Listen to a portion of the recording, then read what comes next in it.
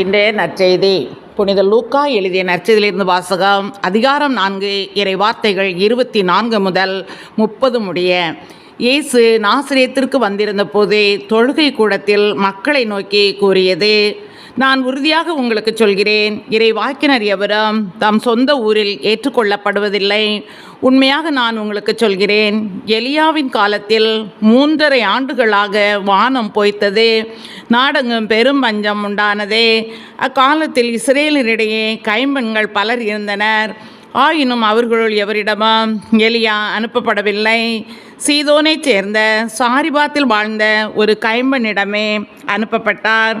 மேலும் இறைவாக்கினர் எலிசாவின் காலத்தில் இஸ்ரேலரிடையே தொழுநோயாளர்கள் பலர் இருந்தனர். ஆயினும் அவர்களுள் எவருக்கும் நோய் நீங்கவில்லை. சிரியாவை சார்ந்த நாமானுக்கு நோய் நீங்கியது என்றார். தொழுகை கூடத்தில் இருந்த யாவரும் இவற்றை கேட்டபோதே சீற்றம் கொண்டனர்.